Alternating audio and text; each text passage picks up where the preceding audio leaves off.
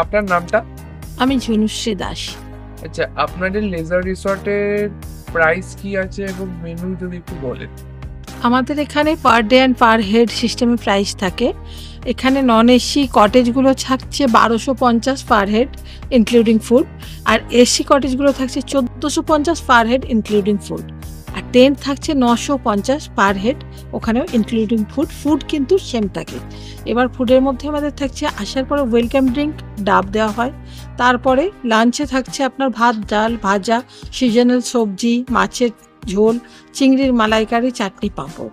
বিকেলের সময় ইভিনিংয়ে থাকছে আপনার ব্ল্যাক টি আর ব্ল্যাক কফি, তার সাথে বিস্কিট থাকছে। আর সন্ধ্যার সময় থাকছে একটা ভেজ পকোড়া, মুড়ি, টিফিন। রাতে ভাত বা রুটি ওটা অপশনাল, আমরা আগে জেনে নিই। তার সঙ্গে থাকছে চিকেন কষা, আলু ভাজা, ডাল। নেক্সট ডে মর্নিংয়েও সেম চা বা কফি, ওটা ব্ল্যাক টি ব্ল্যাক কফি থাকে, তার সাথে বিস্কিট থাকে।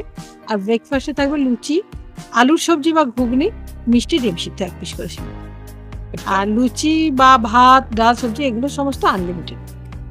আচ্ছা, তো এবার কেউ যদি বারবিকিউ করতে চায় বা কিছু আলাদা কিছু অর্ডার দিতে চায়, সেটার কি ব্যবস্থা আছে? এক্ষেত্রে বারবিকিউ বা বনফায়ার বা বিভিন্ন সি ফুড যেগুলো হয়, কাঁকড়া, পমফ্রেট ইত্যাদি, এগুলো এক্সট্রা চার্জেস থাকে। আর এমনি খাবারের সাথে স্যালাড যেটা থাকে সেটা তো থাকেই ২ টাইম। কিন্তু এক্সট্রাভাবে স্যালাড বা আদার্স কিছু নিলে সেটা এক্সট্রা চার্জেস পড়বে। হুক্কা অ্যাভেলেবেল আমাদের এখানে। ওকে।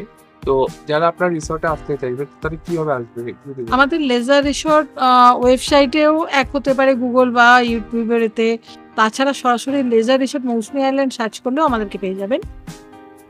ওখান থেকে কন্ট্যাক্ট নাম্বার পেয়ে যাবেন এবং আমাদের ফ্যামিলির সবারই নম্বর, যেখানে কোনো সমস্যা হবে না।